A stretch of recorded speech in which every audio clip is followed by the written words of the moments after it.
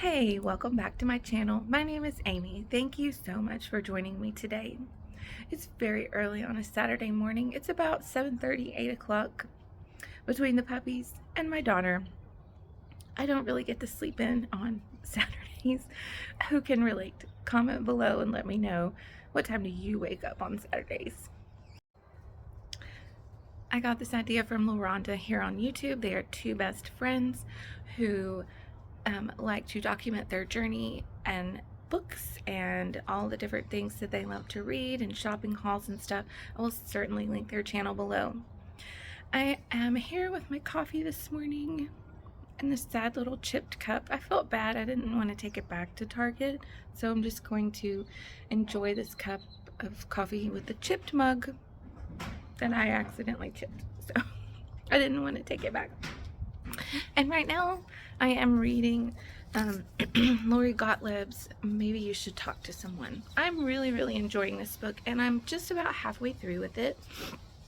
And today, later, I'm going to the library to pick up two new books that are kind of on the shorter side in hopes that I can finish at least one of them by the end of April. So I really want to spend some time in this book today.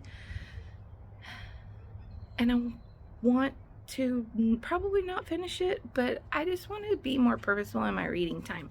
So this idea that lauramda came up with was replacing their screen time with read time. So I have my screen usage over the past week right here listed below, and it shows that I have about 5.5 hours of screen time every day.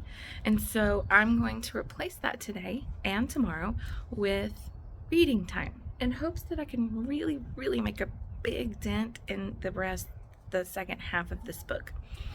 So I'm going to take you along on that journey.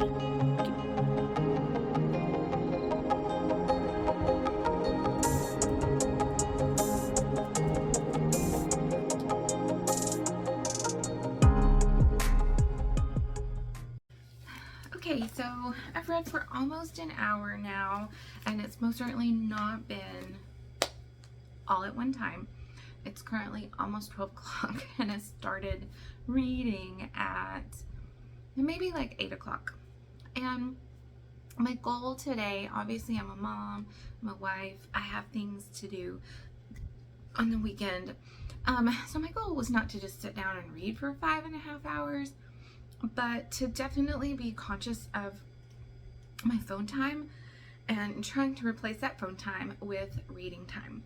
If you are not familiar with this book, Maybe You Should Talk to Someone, it is a true story. Lori Gottlieb is a real therapist in California, and this book details her journey with some of her patients. And of course she's made some changes to names and stories and details or whatever, so it's not all 100% factual, but it details some of her most special patients that have really touched her life, and it details this event in her life that has happened that's caused her to go seek therapy also. And I find a lot of it really touching and eye-opening and thought-provoking in this idea of normalizing mental health, normalizing therapy. It's okay for men and women to talk about their feelings, and even with some of my coworkers, I've discussed how in this book she talks about how women are pressured by society to worry about what they look like, and men are pressured by society to be strong, to not cry, and to not talk about their feelings. And this causes a lot of depression in men, and it has a lot of effects that are very impactful. And so we should normalize talking about our mental health, talking about struggles and things that we are upset about, and doing that through therapy is a really cool thing. I do really like this book, and I find certain stories, certain patients in this book more interesting than others. I personally really like the story of her patient Julie, and Julie's story is sort of hits close to home with me and some things that I've experienced in my life, so I can understand and appreciate the nuances of all of the struggles that Julie is going with. So it's almost 12 o'clock. My daughter and I are about to hit the road and go to the library, where I'm going to be picking up 2 more books, returning some things, and continuing to shop with her for books for free. I like to get books from the library because then I don't have more clutter in my home. So when we get back, then I plan on reading some more. I'll have about 4.5 more hours left to read. See you in a little bit.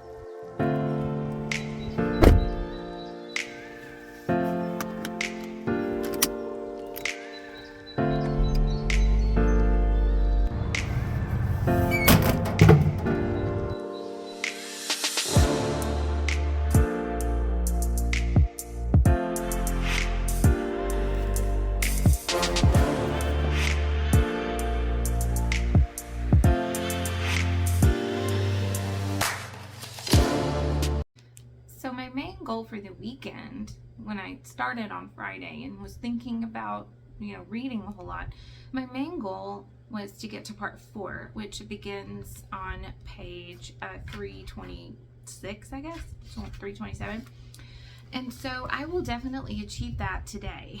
For sure, I'm going to try to read this next little bit right here, and I will make it to part 4, and that will leave me with less than 100 pages to read tomorrow. So of course I may try to read a little bit more into part 4, but I'm really proud that I've achieved the goal that I set out for the whole entire weekend in today. But just to give you a little snippet of this book, maybe you should talk to someone, and just an example of her talking about some of her clients that she's had in this part about page 302. She starts to talk about a client named Dave, and this is in reference to her current client named Rita. So she had a client named Dave who had a problematic relationship with his father. His father was, by his account, a bully, demeaning, critical, and full of himself. He had alienated both of his sons from a young age and had a distant and contentious relationship with them as adults. When his father was dying, Dave was 50 years old, married with children of his own, and struggled with what to say at his father's funeral. What would ring true? And then he told me that his father lay on his deathbed.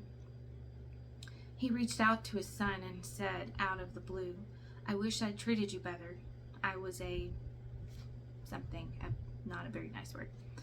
Dave, the client, was livid. Did his father expect absolution now at the 11th hour? The time to make repairs, he felt, was long before you left for this earth, not the eve of your departure. You don't automatically get the gift of closure or forgiveness from the deathbed confession. He couldn't help himself. "I don't forgive you," Dave told his dad. And then later it goes back to just really connecting and talking about how compassion is not the same as forgiveness, and when you've been hurt in your life, you can still have compassion for someone in a situation like that where they're suffering, but don't necessarily have to forgive them. And that really kind of like hit me with situation me growing up with my grandmother, and I never really got to hear those words like, "I'm sorry for how I treated you, I'm sorry for this, I'm sorry for that."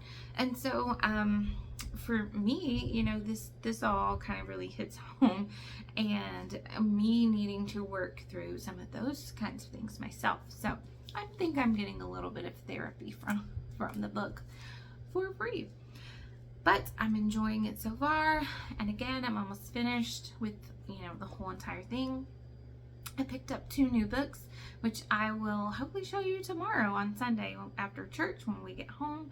I will definitely not have 5.5 hours of read time tomorrow. We go to church for the first half of the day, and we don't usually get home until about 1 o'clock, maybe a little after 1 o'clock. So I'm definitely not going to reach the 5.5 hour goal tomorrow, but my goal will be to spend most of my free time reading instead of watching TV on my phone. So I will see you tomorrow.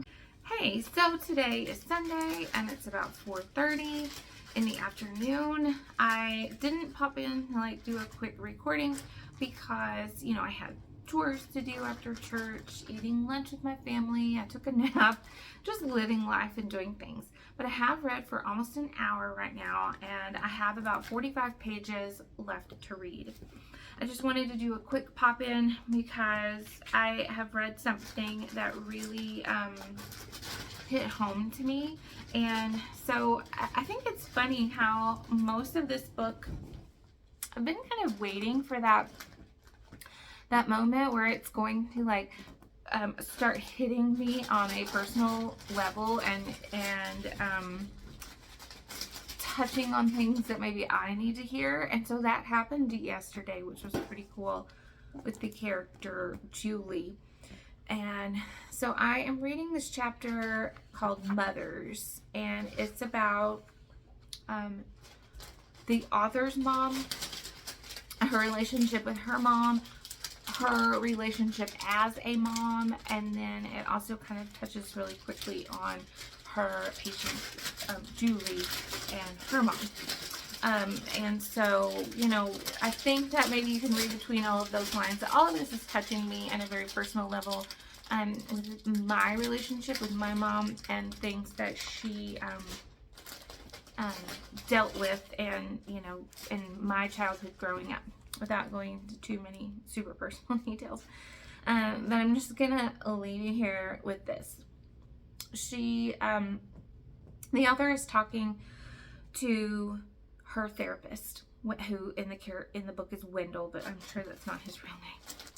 And she is talking to him about this autoimmune disease that she has something wrong with her, and the doctors can't figure out quite what it is yet. So she's kind of talking to her therapist about the impact of not knowing and leaving her son, possibly, and all of that. And so she says, that week I told Wendell my greatest fear is leaving Zach without a mother.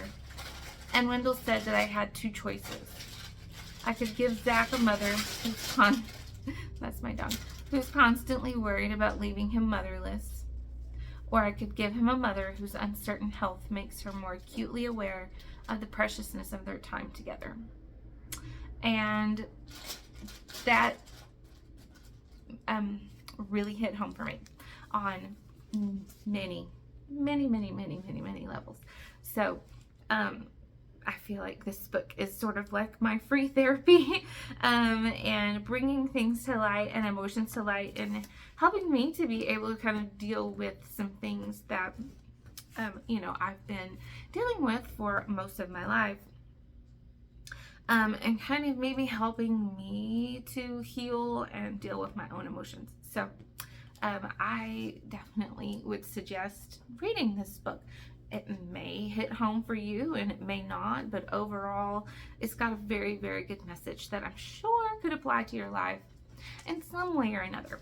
So my plan is, I have more things that I need to accomplish in my personal life here today, to prepare for the week, and I have 45 pages left to read. So I will pop in at the end of the evening when I'm finished reading this book, and I will tell you my final thoughts.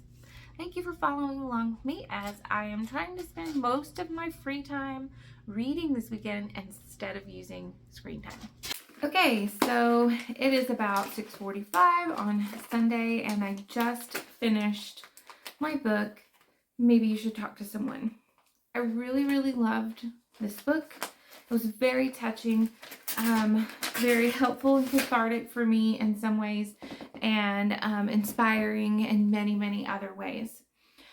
This whole video and the point of the video was not just a review of the book, but a challenge to myself to spend less time on my phone and more time reading this weekend. And I do feel like I reached that goal. So I'm so thankful to the YouTube channel lauramda, the two best friends who have their channel together for the inspiration to this video. And I really highly encourage you to go check out their channel. They're really a lot of fun, and I enjoy watching their book review videos as well. So thank you so much for watching all the way to the end. If you did, and if you did, tell me what your favorite book is that you've read this year. I will see you in my next video. Bye.